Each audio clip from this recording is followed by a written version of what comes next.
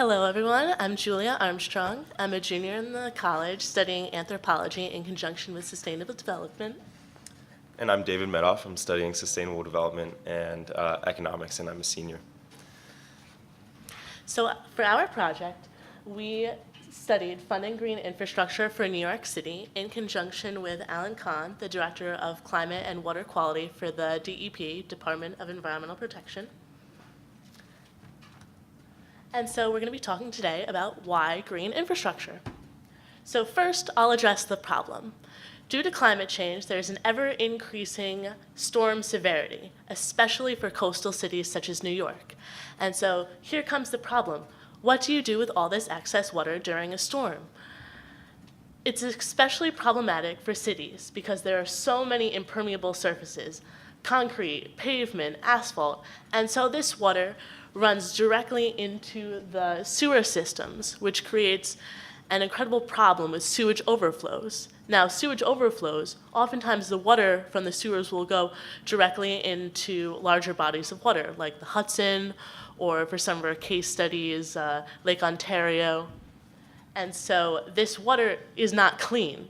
It is contaminated because it picks up oil, animal excrement, other carcinogenic chemicals along the way. And so green infrastructure is a clean way to take care of water at the source. And there are two main types of infrastructure. We're focusing on green, but there's also gray.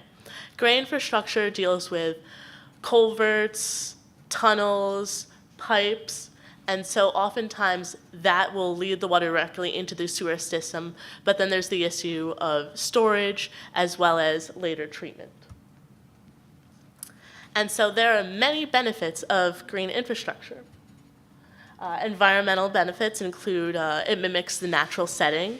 So oftentimes you'll have the introduction of trees and green spaces into an urban environment. It also reduces water contamination. You have many economic benefits as well because it creates many medium skilled jobs, whereas gray infrastructure creates a very few highly skilled jobs. It also consists of many small projects, and oftentimes it gets the community engaged in planting trees or creating green roofs or bioswales. Those are all various types of green infrastructure. You also have many social benefits as far as aesthetic values, increased park spaces, green spaces.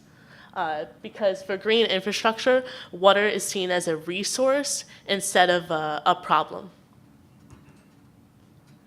And so for the NYDEP, the DEP is coming up with a cloudburst plan, and so our project deals with providing funding in order to implement various forms of green infrastructure.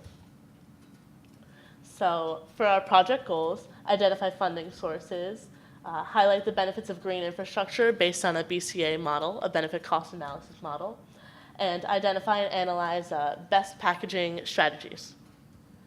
And so our methodology for doing this, we conducted numerous interviews with high-ranking officials in cities that were comparable to New York. We created a literature review and conducted many case studies for both international and domestic cities. And through this work, we were able to create an analysis as well as many recommendations. So I'm going to talk about a couple of the cities that we found that were comparable to New York. So as we were searching for good sort of parallel cities to draw inspiration from, we were considering cities that had similar green infrastructure projects and that had a sort of similar size to New York. And so that we could sort of match up these parameters and make some effective recommendations. So these are the cities that we looked at in particular. I'll be highlighting just 3 of them today. So the first would be San Francisco. San Francisco has done a very innovative job in sort of partnering private developers with capital markets. So in addition to using just plain revenue from utilities or drawing from a general tax fund, one of the main ways that cities fund large infrastructure projects, and in particular, stormwater infrastructure, is through the issuance of municipal bonds.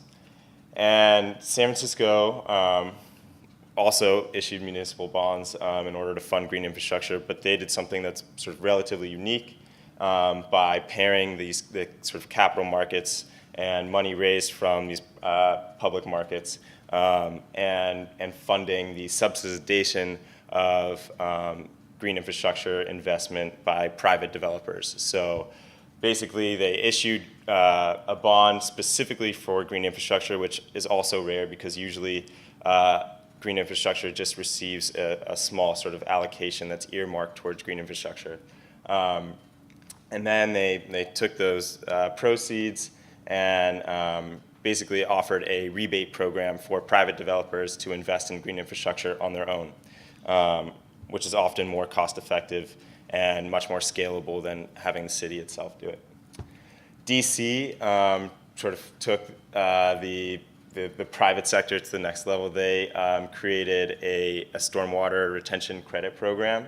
You can think of this as sort of similar to a carbon credit market, and basically developers can voluntarily invest in green infrastructure and then sell the credits that they earn through that to other developers who were either unable to invest in green infrastructure or was much more costly, and in essence create market incentives to invest in green infrastructure. They also explored the use of green bonds as opposed to plain municipal bonds, and in that way attract a lot of sort of investment from more of a growing sort of impact investment industry.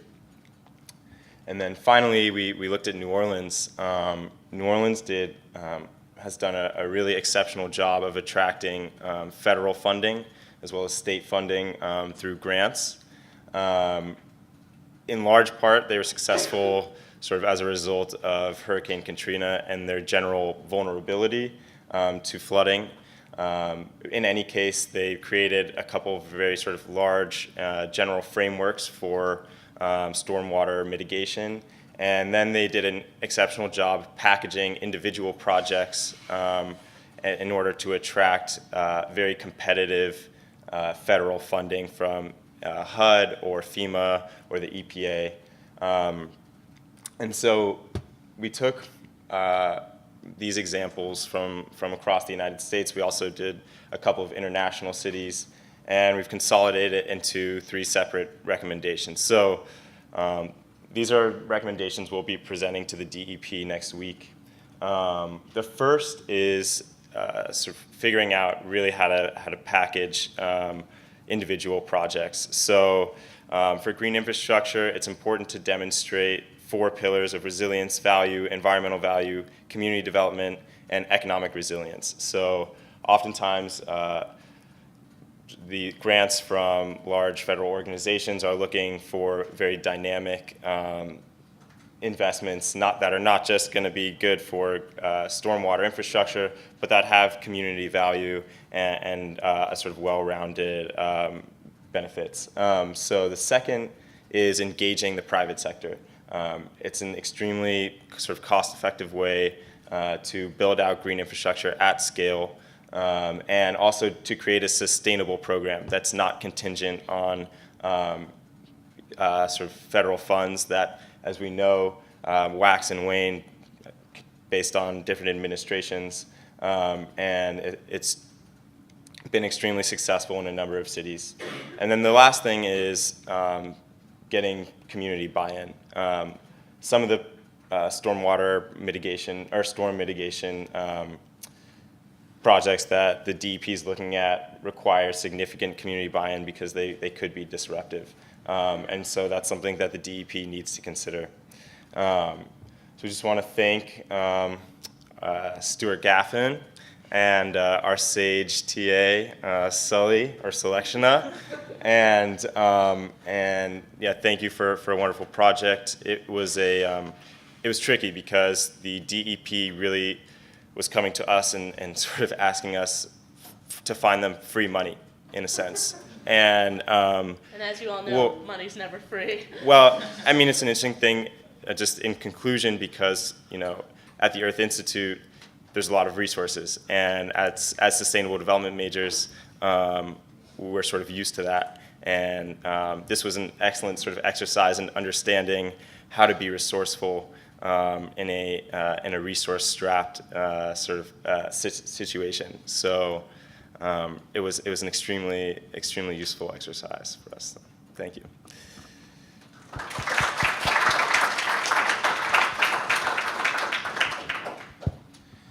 Enjoyed your presentation.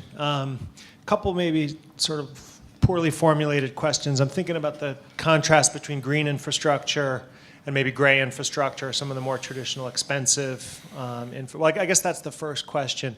Can you comment a little bit on sort of the economics and scale of green infrastructure versus gray? Is part of the issue that maybe there are more traditional funding streams for gray infrastructure? Is it the numbers? Are the numbers smaller for green infrastructure, but it's harder to get the funds, maybe? Yeah, I'll take that question a little bit. Mm-hmm. So oftentimes gray infrastructure requires large upfront costs, whereas green infrastructure will be on a project-by-project basis, because since green infrastructure, the individual projects are often spaced out, whereas gray infrastructure, the projects will be centralized. The cost will ultimately be lower for green infrastructure. Thank you. I'm curious too. So many articles in the news these days about, if we do have rapid sea level rise, we saw a lot of coastal cities here. I wonder if there may be some arguments going forward about the sea level rise risk piece. A lot, but not all of green infrastructure is maybe more related to the heavy rain. Not always, but to a large extent. In some of these coastal cities, is it possible that some of them will face a day in the next decade or two where it becomes harder to fund those 40-year, 50-year, big money gray infrastructure strategies, but maybe the green infrastructure in sort of several-year increments will still be viable? I don't know. Any comments on that? Do you want to take that? Well, I mean, it's an extremely relevant question, because actually green infrastructure is rarely used for flood mitigation. Mm-hmm. It's really been a water quality mechanism. Mm-hmm. So Julie was talking about combined sewer overflows. That's, again, it's just what happens when there's too much rain, and instead of being able to treat all of the water that runs through the sewers, that's just like urban runoff, the city's forced to just basically dump all of that water, and that contaminates the nearby waterways. So as far as using green infrastructure as a sort of flood mitigation tool, it's sort of TBD, and whether or not it'll be a more viable than gray infrastructure, I guess depends on cities like New York City and Copenhagen, which are sort of the two kind of leaders in using green infrastructure as a flood mitigation tool.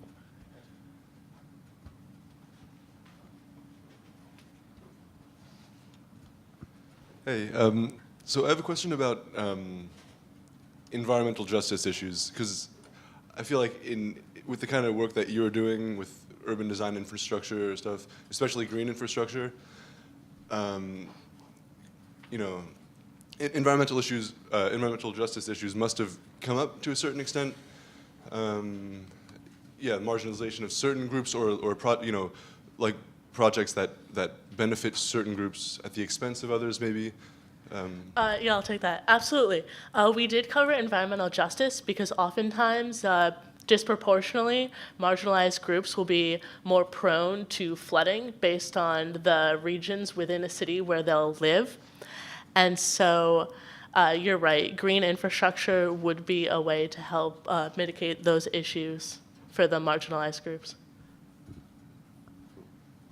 Thank you. Did you guys look into how much carbon these biospheres pull in? An air. I'm really in the mind of offsets right now. I don't think we've seen any specific numbers. No, but how they could improve air quality in a neighborhood, and just because like bioswales in particular, negligible, I would imagine. But Another green infrastructure methodology is increasing canopy.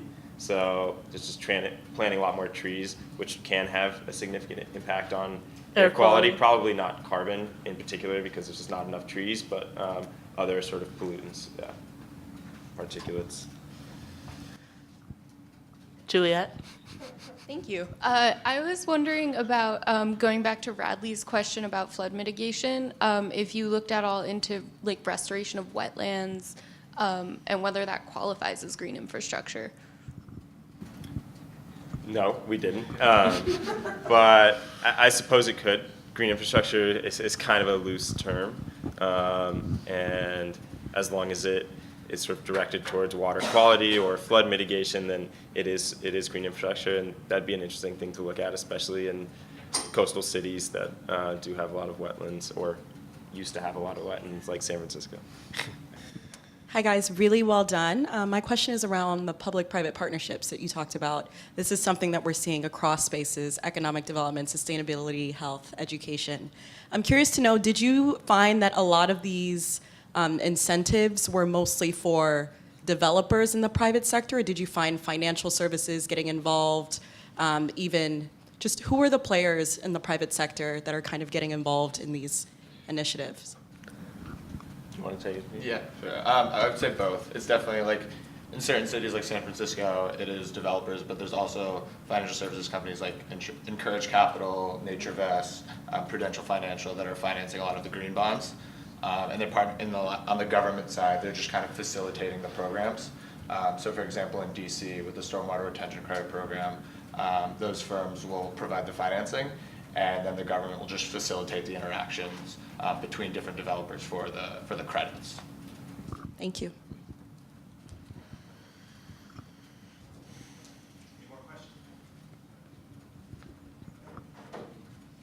Thank you, guys.